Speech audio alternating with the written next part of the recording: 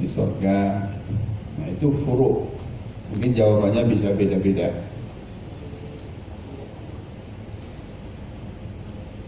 Dalam masalah ibadah, bid'ah, kita tetap membatasi bid'ah itu hanya dalam wilayah ibadah, dalam wilayah mahdah, ritual, tidak memperluasnya ke wilayah budaya.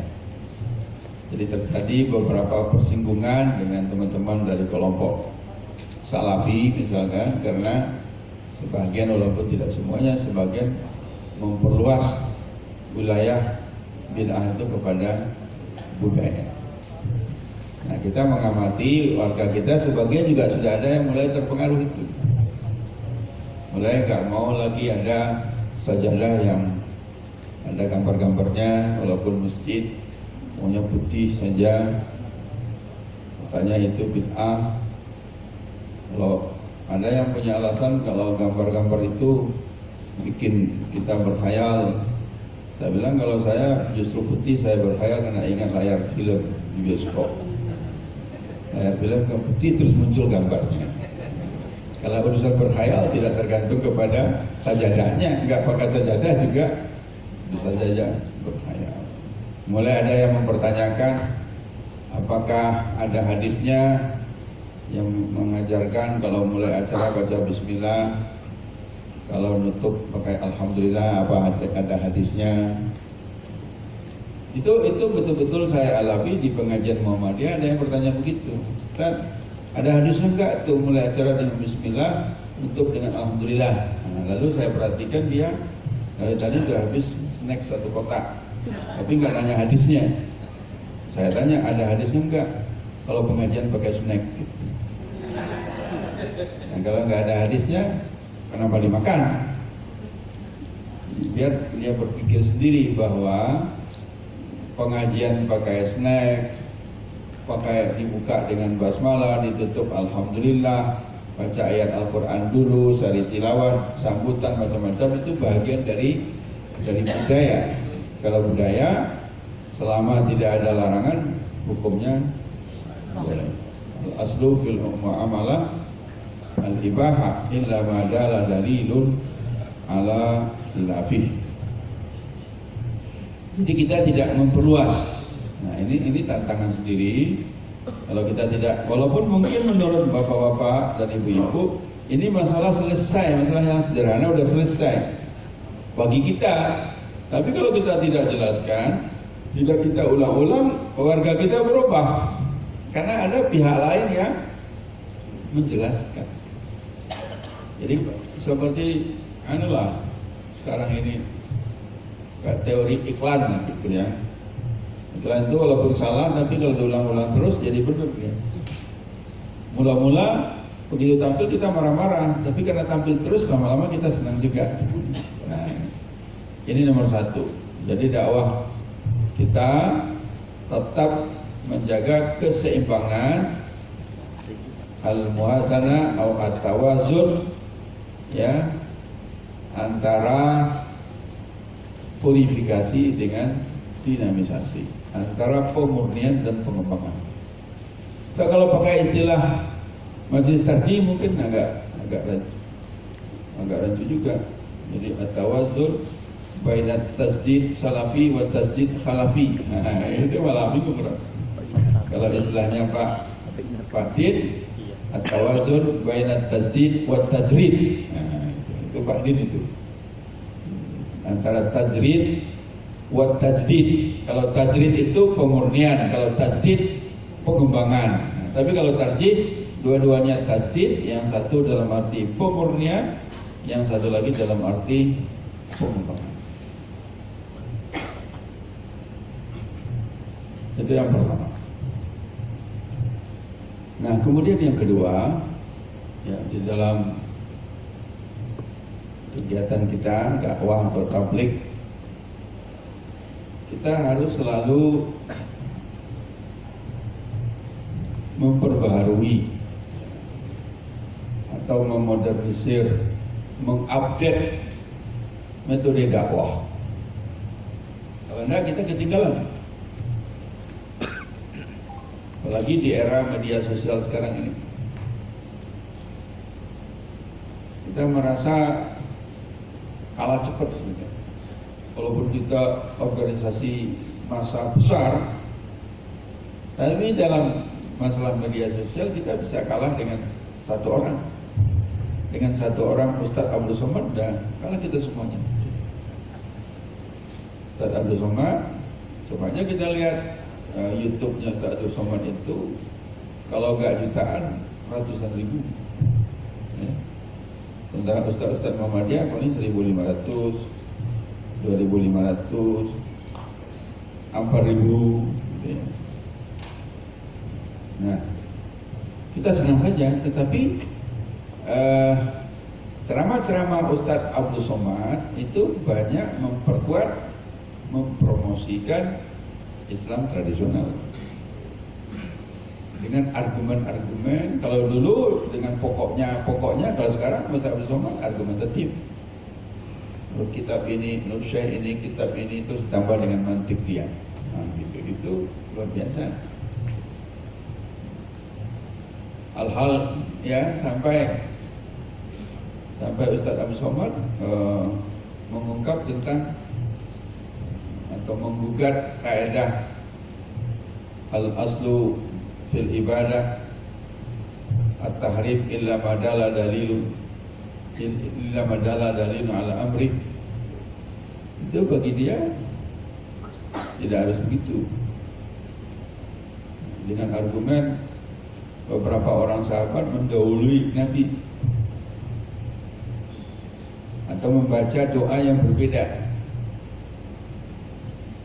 Kasih beberapa contoh itu, jangankan orang awam ya, yang sedikit atau yang paham saja tidak gampang menjelaskannya. Tidak gampang menjelaskannya bahwa pada saat itu kan masih pada periode tasyrik. Jadi tasyrik itu belum selesai. Masih berjalan. Jadi Allah punya hikmah, bisa saja tasyrik itu melalui, kalau hadis asbabul wurudnya, ada sahabat yang melakukan tanpa diajarkan oleh Nabi, lalu Nabi mengetahui dan Nabi membenarkannya. Itu tasyrik, periode tasyrik. Jadi kalau periode tasyrik itu bisa saja langsung dari Allah, bisa saja dari Nabi, bisa juga ada ide dari sahabat yang dibenarkan oleh Nabi Muhammad Sallallahu Alaihi Wasallam. Tidak bisa disamakan dengan sekarang. Sekarang tasyrik sudah selesai, ya, sehingga tidak bisa lagi ada yang coba-coba Ustaz Biarisman itu sekarang doa tertentu dalam sholat dengan alasan dulu ada sahabat yang baca doa sendiri. Nggak bisa, karena sekarang siapa yang akan menyalahkan atau membenarkan Biarisman? Siapa yang punya otoritas itu? Siapa? Ya Nabi. Kalau Nabi berarti kita rujuk kepada Al-Quran dan As-Sunnah. Saya udah minta beberapa orang coba dijawab di YouTube. Saya gak enak kalau saya jawab langsung ya, biar Pak Biarisman yang jawab. Kalau dari sumber saya minta Buya Gus Rizal, saya belum dibuat ya. Coba itu dibuat, bahwa ini kan logika saja, mantik dia bagaimana kita jawabkan bahwa ini dulu sahabat itu fi ahdi tasyrik. Allah punya hikmah, tasyrik itu bisa Al-Quran langsung nurunkan, bisa Nabi diberitahu, bisa juga ide-ide sahabat dibenarkan atau ada yang dilarang. Kan tidak semuanya dibenarkan, ada yang dilarang, keinginan-keinginan. Bagaimana Umar bin Khattab ingin supaya di makam Ibrahim itu ada salat sunnahnya, dibenarkan oleh Al-Quran. Bagaimana Umar bin Khattab ingin supaya istri Nabi kalau menerima tamu yang laki-laki ada hijabnya, dibenarkan. Ada sahabat yang membaca doa iktidal sendiri yang berbeda, dibenarkan oleh Nabi. Itu Hamdan Kathiran itu ya. Nah, siapa nama sahabatnya? Jadi itu dipuji sehingga dijelaskan oleh Ustaz Somad seperti itu. Nah, jadi kita harus, alhamdulillah saya dengar dari Ustaz Fatur dan yang lain, Majelis Tabligh sudah memasuki dunia itu, dunia media sosial, tapi belum cukup anunya. Kecepatannya belum cukup. Produktivitasnya baik segi terutama kuantitasnya harus juga itu. Buat aja apa istilahnya? Meme. Grafik-grafiknya ya sayang saya nggak bisa buat sendiri, kalau bisa saya buat. Nah, namanya sudah pekerjaan anak-anak muda gitu ya. Kemarin ada ucapan-ucapan kita dibantu orang dibuat, disebarkan. Nah, ada yang berbuat baik, menolong. Jadi tidak harus dari pengurus Majelis Tabligh, nggak harus dari karya kita sendiri. Maksudnya bisa saja dari ucapan Pak Haidar, ucapan Ustadz siapa itu kita sebarluaskan. Dan juga fatwa-fatwa yang sudah ada di Majelis Tarjih itu bisa dicicil, dikeluarkan sedikit-sedikit. Walaupun masalahnya masalah yang sudah biasa. Jangan kita mengatakan wah ini enggak masalah ini, wah ini enggak masalah ini. Tapi bagi masyarakat umum mungkin hal yang bagi kita masalah yang biasa nggak perlu lagi, tapi bagi mereka itu perlu. Nah, dalam hal ini bisa mencontoh ya teman-teman dari gerakan Salafi itu sangat produktif, intensif dan rajin ya, motif ayat hadis jelaskan begini-begini sehingga banyak yang merujuk. Jadi bisa kita buat ceramah-ceramah singkat YouTube, tanya jawab sendiri kan bisa juga. Jadi Buya Risman suruh aja anaknya nanya, Buyanya jawab, rekam satu pertanyaan, jalan. Pak Anhar juga ya kita rekam. Itu contoh saja, tetapi intinya adalah kita tetap dalam zaman sekarang ini selalu mengupdate metode-metode kita di dalam berdakwah. Kemudian yang ketiga, kepada seluruh pengurus Majelis Tabligh atau seluruh pengurus Majelis Tabligh harus betul-betul memahami bagaimana karakteristik paham agama dalam Muhammadiyah itu. Ya, memang sudah dibuat oleh Majelis Tarjih. Kalau kita baca Manhaj Tarjih ya mungkin agak sulit ya, perlu bisa kita ringkas paham agama dalam Muhammadiyah atau karakteristik Muhammadiyah. Nah, pertama saya review sedikit bagian yang ketiga ini. Pertama, Muhammadiyah itu berpegang teguh dengan Al-Quran dan As-Sunnah, tidak terikat dengan aliran teologis manapun, madhab fikih manapun, dan tarikat sufiah manapun. Itu yang menjadi pembeda antara kita dengan yang lain. Kalau berpegang teguh dengan Al-Quran dan Sunnah, al-i'timad bil Quran wa Sunnah, semuanya sama. Asal Islam pasti al-i'timad bil Quran wa Sunnah. Tapi ada yang secara teologis memilih, kayak NU misalkan. NU menyatakan dari segi teologi kami Asy'ariyah. Nah, jelas NU. Al-Wasliyah Asy'ariyah, Perti Asy'ariyah, Nahdlatul Watan Asy'ariyah, ya. Sampai Habib Rizik juga Asy'ariyah.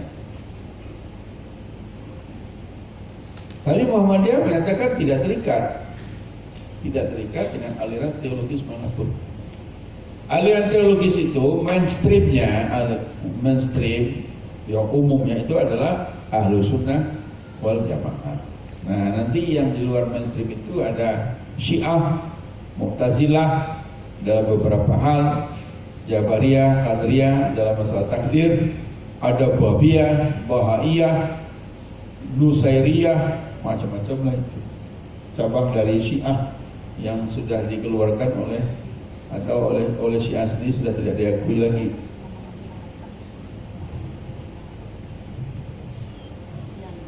Di dalam himpunan putusan tarjih tidak disebutkan kita itu Ahlussunnah wal Jamaah atau bukan, nggak ada tegas begitu. Tapi ada isyaratnya, ya kan? Al-firqah an-najiyah minas salaf, ahlul haqqi was sunnah. Saya selalu katakan, kalau tidak ada yang bertanya, cukup kita jelaskan saja berdasarkan Al-Quran dan As-Sunnah. Tapi kalau ada yang bertanya dan pertanyaannya itu pilihan, harus dijawab. Apakah Muhammadiyah itu Ahlussunnah wal Jamaah atau Syiah? Itu kan pilihan, ya harus dijawab. Kalau saya jelas menjawabnya, Muhammadiyah itu Ahlussunnah, bukan Syiah. Tapi ada yang ragu-ragu. Ya Sunni, ya Syi'i, itu namanya Susi. Bukan Sunni, bukan Syi'i, Bu Susi. Nah, kita itu Bu Susi juga enggak, apalagi Bu Susi. Ada Bu Susi di Tarjih, Susi Loningsih, Kutu Joyo. Ini juga Bu Susi, Pak. Mana? Dari Susi juga? Ya. Dari? Suara Isya. Nah, Suara Asia, tapi bukan Sunni Syi'i itu.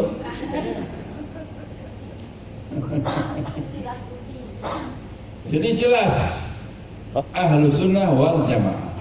Nah, kalau ditanya lagi, Ahlussunnah wal Jamaah itu kan ada Salafiyah, ada Asy'ariyah, ada Maturidiyah, Muhammadiyah, yang mana? Kalau saya ditanya, saya bilang Salafiyah, bukan Asy'ariyah.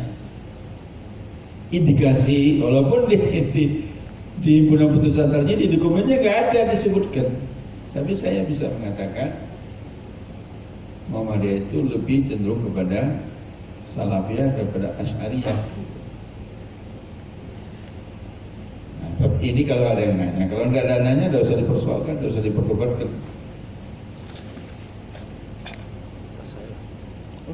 Dari segi fikih kita tidak bermadhab, tidak terikat dengan madhab fikih yang 4 atau salah satu dari yang 4. Kan ada, kalau dari segi umurnya ya, kronologis, mazhab Imam Abu Hanifah, Imam Malik, Imam Syafi'i dan Imam Ahmad. Hanafiyah, Malikiyah, Syafi'iyah dan Hanabilah. Nah, kalau Muhammadiyah menyatakan tidak terikat dengan 4 mazhab itu. Tapi kita memilih. Kalau ada yang berbeda, kita tarjih. Kita mentarjih antara dalil dengan dalil, atau antara istidlal dengan istidlal, atau antara qaul dengan qaul. Jadi tidak hanya qaul saja, bisa juga istidlal ini, istidlal ini. Itu tarjih. Sebelum ditarjih, kalau bisa dikompromikan, al-jam'u wa taufiq. Kompromi dulu. Kalau nggak bisa, baru kita tarjih.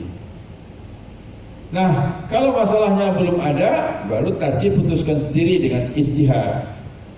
Jadi sebenarnya majelis tarjih itu pekerjaannya sudah lebih dari tarjih, sudah sampai ke tingkat ijtihad, sehingga lebih cocok dinamai majelis ijtihad. Tetapi karena nama tarjih ini sudah legendaris, gitu ya, kayak Liverpool dengan sepak bola kan, klub-klub. Jadi rugi juga kita kalau kita ganti-ganti nama. Ya sudah, namanya tetap tarjih, tapi pekerjaannya lebih dari tarjih, karena banyak masalah-masalah baru yang ijtihad sendiri tidak ada di mazhab-mazhab dulu. Nah, fikih seperti itu apa namanya? Yaitu fikih manhaji, bukan fikih madhabi. Walaupun semua madhab itu ada di Muhammadiyahnya. Hanafi ada Hanafi Rais, Syafi'i Ma'arif, Malik Fajar, Hamdan Hambali, lengkap semua. Kalau menurut madhab Malik, pokok wajib. Menurut madhab Syafi'i haram. Menurut mazhab Maliki kan wajib ya. Maliki maksudnya Malik Fajar.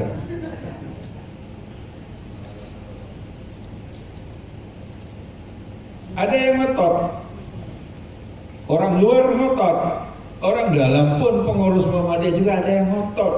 Muhammadiyah itu bermadhab, madhab apa? Madhab tarjih. Ada yang ngotot. Saya tanya ketua Majelis Tarjih, Pak Samsul, kalau ada yang ngotot jawabnya gimana? Pak Samsul, kalau ada yang ngotot tanya imamnya. Kalau Muhammadiyah itu memang madhab, imamnya siapa? Karena semua madhab harus ada imamnya. Imam Abu Hanifah madhabnya Hanafi, ulamanya ulama Hanafiyah.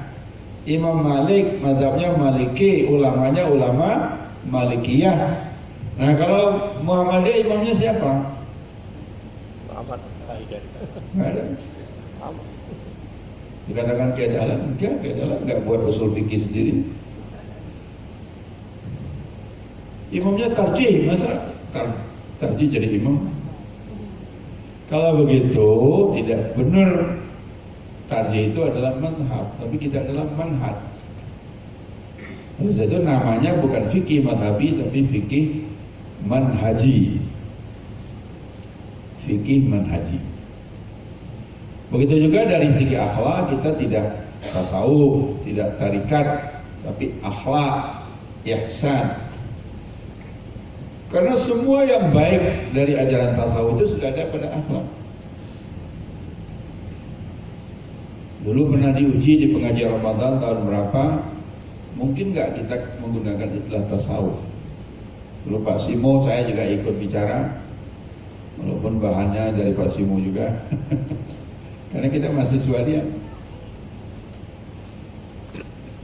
Nah saya baca dari buku An-Nadwi ya, dari India, dia mengatakan, Abul Hasan Ali An-Nadwi, dia mengatakan bahwa istilah tasawuf itu adalah istilah yang sudah tercemar. Jadi kalau kita pakai istilah tasawuf, orang mesti nanya, ini tasawuf yang mana ya? Apakah tasawuf falsafi nazari atau tasawuf amali? Nah, kalau tasawuf falsafi nazari itu ada wahdatul wujud, ada al-ittihad, al-hulul, dan seterusnya. Tapi kalau tasawuf amali, ya itu sikap, zuhud, dan seterusnya. Nah kita bilang, oh kita bukan tasawuf falsafi tapi amali. Dia nanya lagi, amali yang sesuai sunnah apa tidak sesuai sunnah? Ada tasawuf amali sunni, ada tasawuf amali bid'ah. Oh kami yang sunni. Lu yang mana saja yang sesuai dengan sunnah? Nah semua yang sesuai dengan sunnah ada dalam akhlak. Kalau mau pakai istilah tasawuf juga namanya tasawuf akhlaki. Nah Muhammadiyah langsung saja akhlak, paling tinggi kita gunakan ihsan, seperti dalam hadis Nabi itu. Anta'budallaha ka'annaka tarahu fa illam takun tarahu fa innahu yarak. Pokoknya dalam segala sesuatu kita tampilkan yang terbaik. Nah saudara, itu kan terlalu panjang kalau kita nyebut begitu. Istilah singkatnya apa gitu? Berpegang teguh dengan Al-Quran dan Sunnah, tidak terikat dengan aliran teologis, mazhab fikih dan aliran untuk tarikat sufi manapun. Kan panjang. Nah kalau cari istilah singkatnya apa? Satu kata. Kalau di tarjih dalam dokumennya disebut independen. Ini namanya independen. Yang bahasa Arab lah, bahasa Arab. Nah, kalau menurut saya bahasa Arab paling tepat itu salafiyah. Jadi Muhammadiyah itu salafiyah. Cuman kalau nggak diberi penjelasan dikira salafi. Nah, itu aja. Kalau nggak diberi penjelasan bahwa salafiyah itu pemikiran berpegang teguh dan Al-Quran dan Sunnah tidak terikat. Nah, salafiyah kita itu mengikuti atau sama dengan salafiyahnya Rashid Ridha. Al-Quran, akidah Al-Quran dan Sunnah, fikih Al-Quran dan Sunnah, akhlak Al-Quran dan Sunnah. Berbeda dengan salafinya Ibnu Taimiyah. Kalau salafi Ibnu Taimiyah bermadhab, yaitu madhab Hambali. Karena bapak salafiyah itu adalah Imam Ahmad bin Hanbal, ya. Nanti bawahnya ada Syekhul Islam Ibnu Taimiyah, ada Qayyim Saudi. sudah, bukan, ada Ibnu Qayyim Al-Jauziyah, ada Muhammad bin Abdul Wahhab, terus Syekh bin Baz, Utsaimin. Nah itu salafiyah. Bedanya apa? Dari segi akidah, Al-Quran dan Sunnah salafiyah. Dari segi fikih mereka bermadzhab Hambali. Muhammad bin Wahab mengatakan ana Hambaliyun madhaban walakin ghairu muta'assib.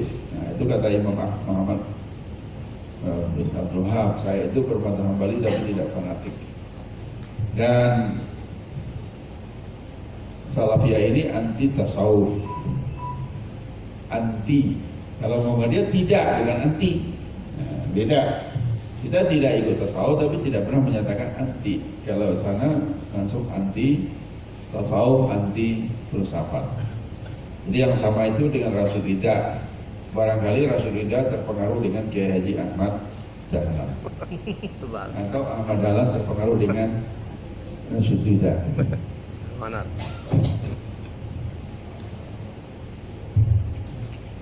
Jadi silakan mau pakai independen atau pakai salafiyah. Kalau enggak pakai bahasa Inggris salafisme. Nah, salafisme. Salafi.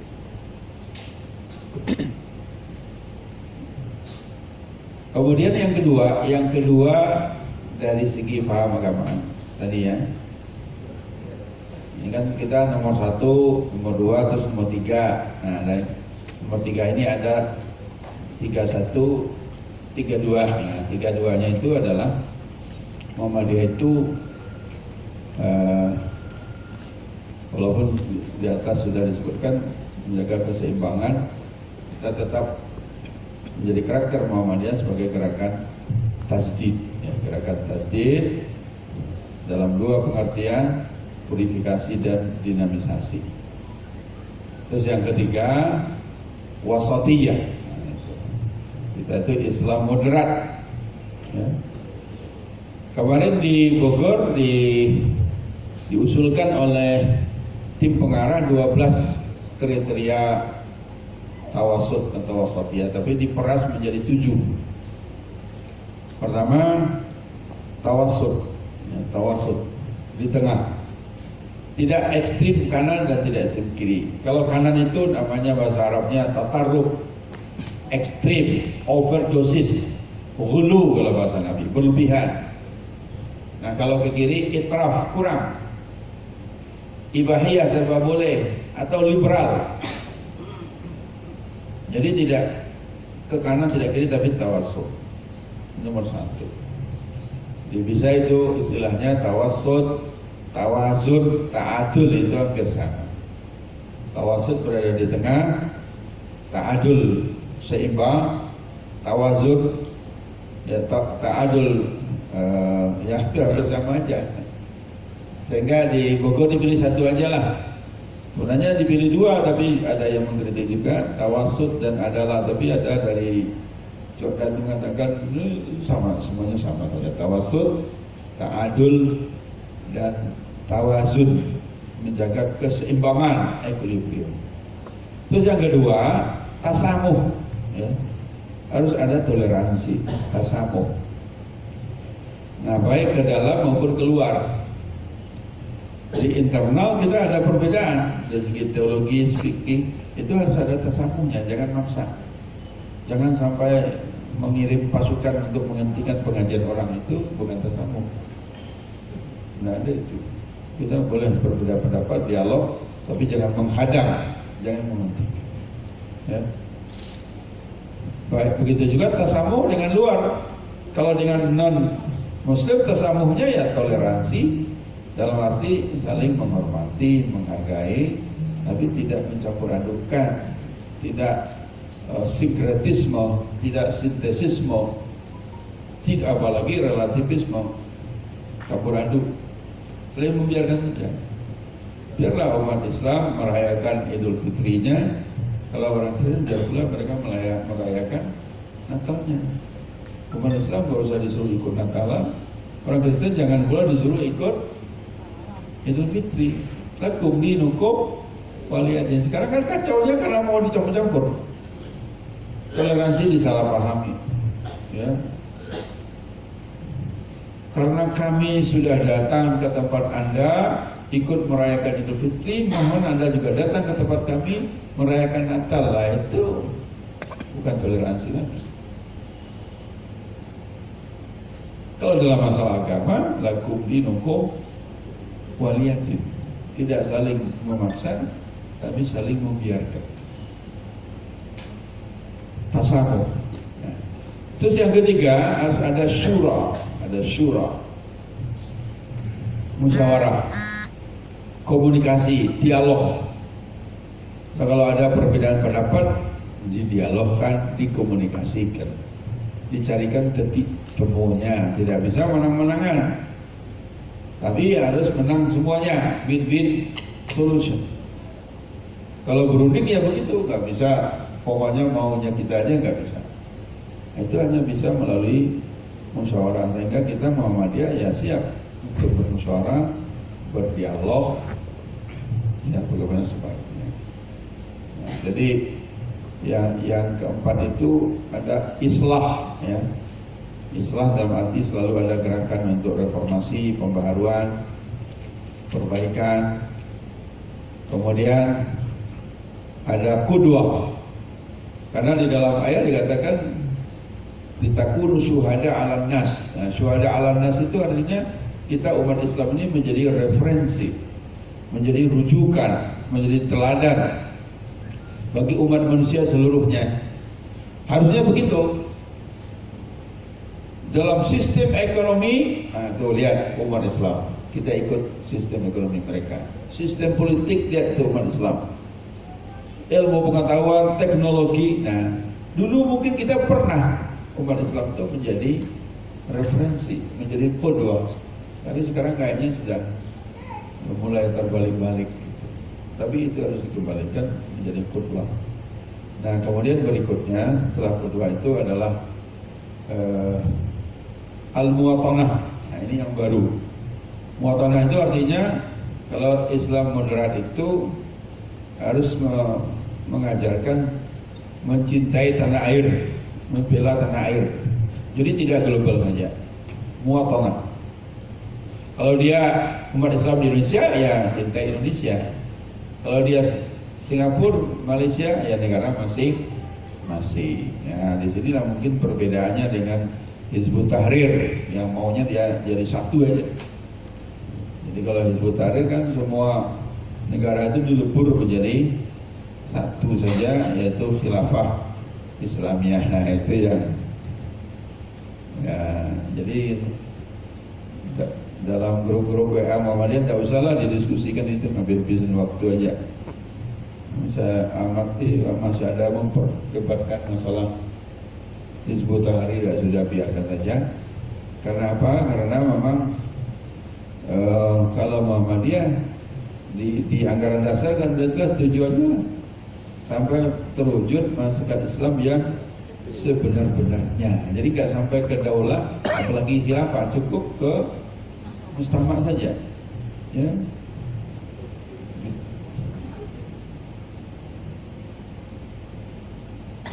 Tahqiq, ya, wujud al-mustama al-islami al-hakiki. Jadi Muhammadiyah itu tahdaf al-jam'iyatul Muhammadiyah ila ihtiram wa tatbiq ta'alim al-Islam hatta yatahaqqaq al-mustama al-islami al-hakiki.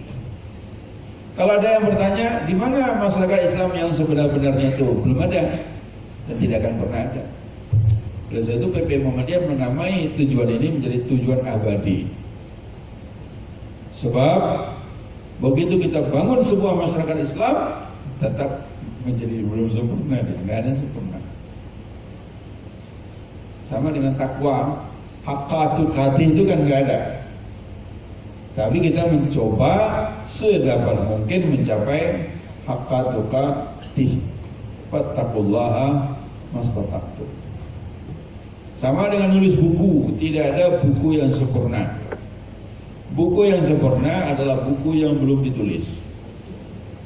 Jadi bapak-bapak ini banyak yang punya buku yang sempurna karena belum ditulis. Kalau sudah ditulis, diterbitkan, langsung nggak sempurna. Mesti ada. Jangankan orang lain, penulisnya dulu yang bilang, wah ini masih kurang ini. Nah kalau ingin punya buku yang sempurna, nggak usah nulis buku. Maka bukunya menjadi sempurna. Nah yang terakhir dari karakter Islam atau Muhammadiyah itu adalah modernis, ya, modernis. Sekarang sejak periode Pak Adi Samsudin dicarikan istilah lain untuk modernis, yaitu berkemajuan. Karena istilah modernis ini kadang-kadang rancu. Kalau di Indonesia disebut Muhammadiyah gerakan Islam modernis, NU tradisionalis. Kalau dalam studi Islam di Barat dikatakan modernis itu adalah yang mendahulukan akal dari wahyu. Kalau tradisionalis yang mendahulukan wahyu dari akal. Kembali balik. Kita mendahulukan wahyu dari akal, Al-Quran dan Sunnah. Baru istihad. Ya sudah benar. Kita pakai tradisionalis, ikut studi Islam di Indonesia. Tradisionalis itu artinya tahlilan, salawatan, selamatan. Nah kalau begitu cari istilah lain, yaitu berkemajuan. Karena ada dua istilah zaman Kiai Dahlan yang populer sering digunakan, yaitu berkemajuan dan menggembirakan. Memajukan dan menggembirakan. Makanya di muktamar itu yang paling banyak hadir itu adalah penggembira. 1 juta orang hadir dalam muktamar 1 abad di Jogja 2010 yang lalu. Peserta muktamar 6.000, sisanya penggembira. Apa tugasnya? Jalan-jalan, makan-makan, foto-foto, beli oleh-oleh. Itu enaknya jadi penggembira.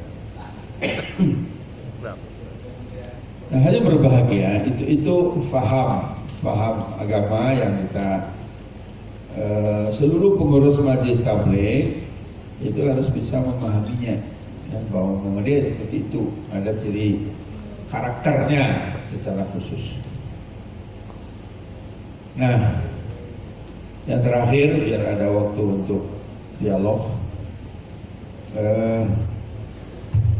Majelis Tabligh ini pesan dari Ketua Umum Pak Haidar berkali-kali menyampaikan kepada saya supaya Majelis Tabligh itu jangan hanya menjadi krok mubalik seperti krok mubalik. Jadi tugasnya Majelis Tabligh hanya mengirim mubalik, pergi sendiri. Ada berita ceramah orang pergi, itu iya.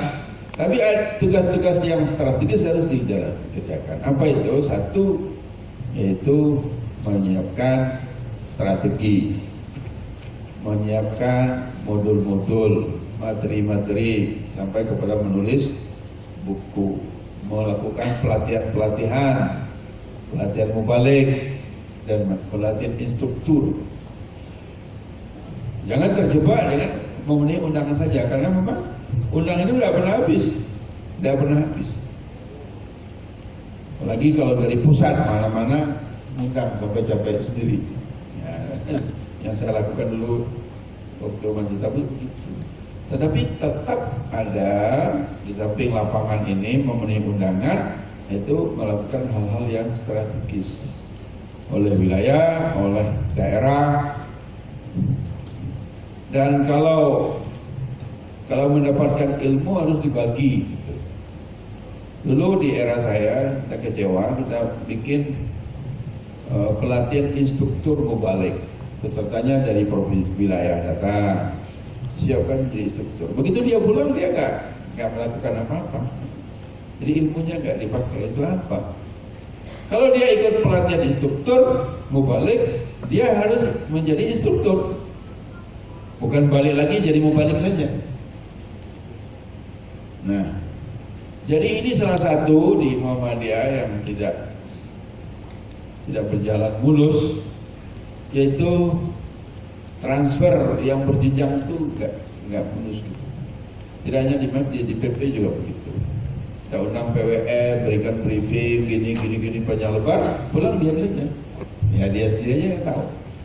Harusnya kalau PWM dipanggil PP, diberi briefing begini-begini, sampai di kota dia undang lah PDM, sampaikan lagi PDM, undang lagi PCM, sampaikan PCM, undang ranting-ranting, sampaikan. Nah, sehingga nyampe gitu. Harusnya majelis taklim juga begitu. Diundang ke PP ini, beri ini itu, nanti di daerahnya harus kumpulkan majelis taklim daerah, sampaikan lagi daerah kumpulkan cabang-cabang. Jadi mekanisme organisasi itu bisa jalan. Nah, itu di samping memenuhi undangan-undangan untuk bertemu. Saya kira demikian dulu. Mudah-mudahan ada manfaatnya. Kalau masih ada, kita bisa dialog. Assalamualaikum warahmatullahi wabarakatuh. Ya, terima kasih Pak Yun, bahwa sangat gamblang, jelas kita pahami. Barangkali ada hal yang perlu dipertajam. Kita buka sesi pertama, dua saja ya. Satu yang kemudian di belakang itu. Dua aja, jadi satu dan di belakang. Kemudian nanti kalau kita masih ada waktu, kita buka satu sesi lagi. Silakan Pak Munawar ya. Dari Aceh ya. Tolong mic.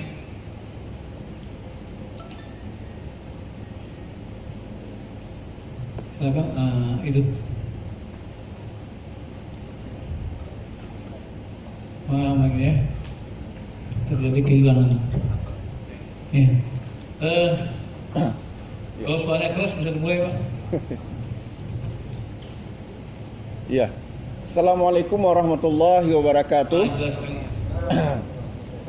Langsung saja Bapak Ayahanda Yunar Ilyas, dari apa yang Bapak jelaskan tadi terkait dengan tasamuh, toleransi, kita Muhammadiyah dari penjelasan Bapak tadi Bapak, bahwa kita sebagai warga Muhammadiyah yang baik dan juga sebagai warga negara Indonesia itu harus punya potensi tasamuh dengan orang-orang yang berbeda dengan kita. Nah, dalam hal ini yang kita maksudkan orang-orang yang berbeda, kalau untuk di Jawa dikenal dengan satu organisasi besar. Tapi kalau di Aceh Pak, kebetulan saya ini berasal dari Banda Aceh, nama saya Herman Syah Adnan, Ketua Majelis Tabligh PWM Aceh. Di sana disebut yang semodel dengan tetangga kita itu disebut dengan kaum Dayah. Dayah itu artinya pesantren Pak, pesantren Dayah. Nah, kita cukup toleransi dengan mereka. Cuman baru-baru ini, kira-kira beberapa bulan yang lalu, mereka ternyata cukup tidak toleransi dengan kita. Kita masih ingat bagaimana mereka membakar tiang masjid. Itu terjadi Pak di Desa Samsol, Kecamatan Samalanga di Biren. Dan ketika malamnya terjadi pembakaran, kita siangnya sudah ke lokasi memfoto-foto Pak.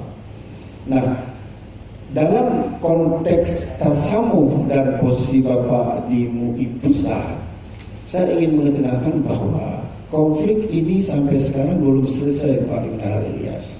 Dan kelihatannya kalau diselesaikan tingkat daerah, PDM Biren itu mustahil. Bahkan untuk tingkat wilayah juga itu tidak akan pernah selesai-selesai. Maka saya mewakili Aceh Pak, khususnya mewakili kasus ini.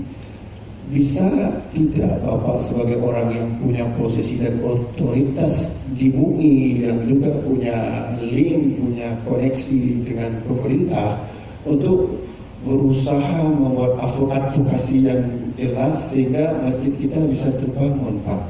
Rasanya aneh sekali kalau di dunia ini ada orang yang mengaku Islam demo menolak pembangunan rumah ibadah. Kalau demo misalnya perambahan hutan atau konflik lahan dan sebagainya, orang masih maklum. Tapi kalau ada demo untuk mendirikan rumah ibadah, subhanallah, kita malu dengan dunia Islam Pak. Ini saja. Assalamualaikum warahmatullahi wabarakatuh. Ya, silakan lanjut yang di belakang.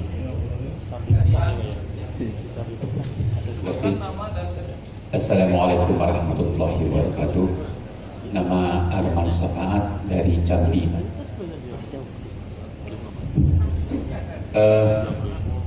Terima kasih Pak Prof. Kami menarik sekali bahwa ada pendakwah yang kontemporer. Tadi Bapak menyentuhkan seperti Pak Abdul Somad, dan beliau sering menyetir nama Pak Yunar Ilyas. Gitu. Saya kalau saya telepon muda saya itu akan dijawab kira seperti itulah barangkali. Dan beliau menyatakan bahwa pengagum Buya Hamka. Tetapi kalau kami lihat dalam penjelasannya itu terjadi pembeloan. Nama Buya Hamka nama besar Muhammadiyah disebut, tetapi di bawah tidak sama seperti itu. Saya setuju itu bahwa dikatakan tadi bahwa dia cenderung ke tradisional, tapi pembeloan atau seolah menjadi membuat semacam pembenaran apa nama Muhammadiyah, tetapi di bawah ujungnya bukan itu. Saya melihat beliau itu orator pertama, dan yang kedua barangkali perlu sikap kita barangkali dalam hal ini tentu secara santun pula dalam soal bid'ah, bahwa kita bid'ah di Muhammadiyah hanya ada pada ranah ibadah mahdah. Sementara kawan kita di sebelah membagi bid'ah itu ada bid'ah hasanah, ada bid'ah adalah. Tentu barangkali mohon kira dasar mungkin manhajnya juga barangkali Pak di mana kira perbedaan kita sama teman kita sebelah itu barangkali Pak. Selanjutnya bahwa ada semacam kami ketika di daerah dengan teman-teman kita yang menamakan salafi itu, sebab jujur kami juga tidak tahu siapa sesungguhnya yang salafi itu, tetapi ada yang menamakan salafi. Sebab kalau dikatakan inilah yang salafi itu berarti jelas siapa ketuanya, di mana bentuknya, apa ADRT-nya, bagaimana metodenya. Tetapi ada yang menamakan salafi itu bahwa ternyata perbuatan-perbuatan mereka itu ketika tanya, dia mencontoh juga dari orang-orang besar kita Muhammadiyah. Ada contoh si A umpamanya sama dengan kita. Padahal kalau kita lihat, kita kan akan yang kita ikuti adalah Muhammadiyah, bukan orang Muhammadiyah. Karena memang ada kalanya orang Muhammadiyah sama dengan Muhammadiyah, ada kalanya orang Muhammadiyah tidak sama dengan Muhammadiyah. Kenapa? Terkadang dia kurang yakin dengan apa yang ada pada HPT itu, sehingga membuat ijtihadi tersendiri, kadang-kadang berbeda dengan cara Muhammadiyah itu sendiri. Dan terakhir Pak, untuk itu barangkali ini yang terkadang kami di daerah ketika menyampaikan itu, kan ada juga orang PP Muhammadiyah yang sama yang kami lakukan dari katakanlah dia salafi ini. Barangkali Pak Prof itu dulu. Terima kasih. Assalamualaikum warahmatullahi wabarakatuh.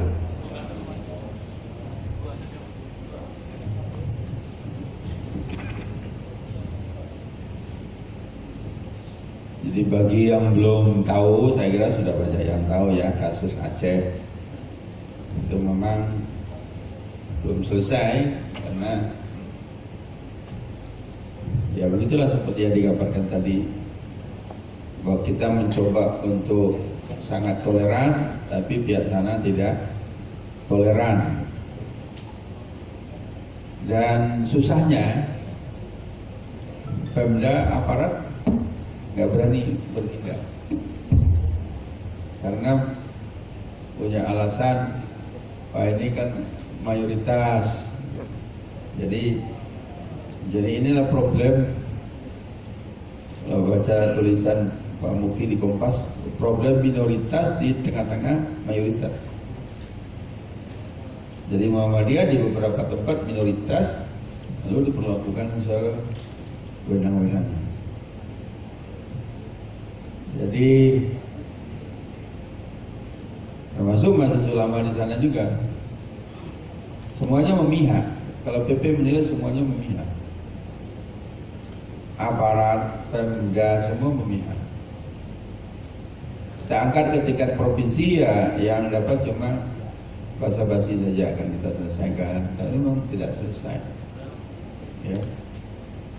Alasannya, wah ini demi keamanan, lalu disarankan supaya tidak teruskan pembangunan karena akan menimbulkan kehebohan. Buktinya begitu mulai dibangun sudah ada yang bakar, harusnya yang bakar dia ditangkap.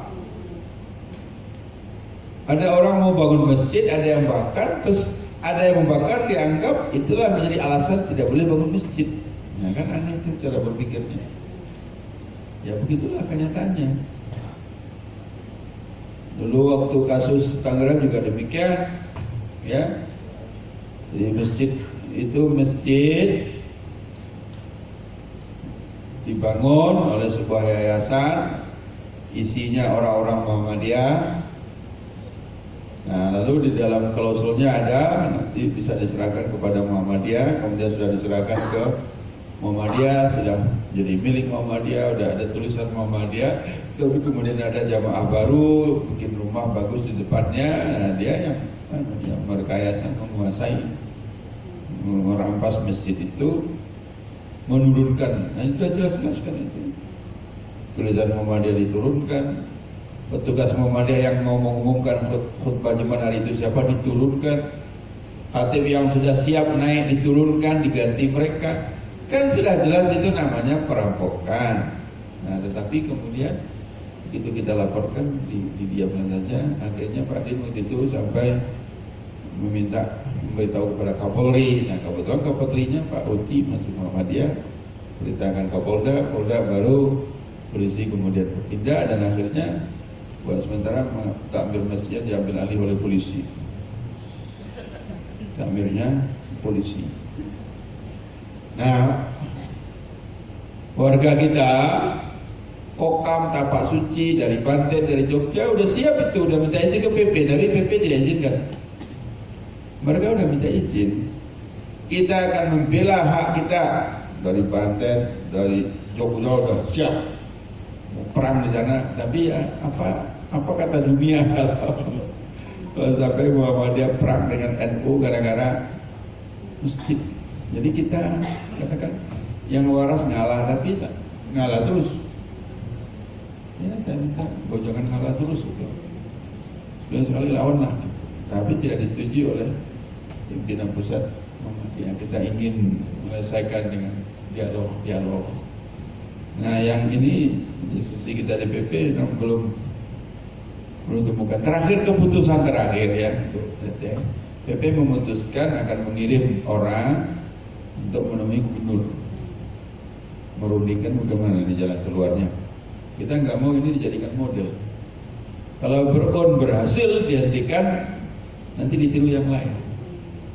Dulu Karimun kita udah terusir tahfidz Quran dulu. Nah, sekarang di Aceh nanti jadi model di mana-mana Muhammadiyah nah, lalu disuruh sabar terus. Nah ini ya Anda betul. Saya sudah coba angkat ini, coba dulu angkat di WA MUI, nggak ada yang nanggapi, nggak ada nama, didiamin aja. Karena dianggap sensitif gitu ya. Tapi ya nanti insya Allah kita coba terus untuk menyelesaikan masalah itu. Dari Jambi, ya ini masih sama-sama Syah nih ya. Jadi Herman Syah, kalau ini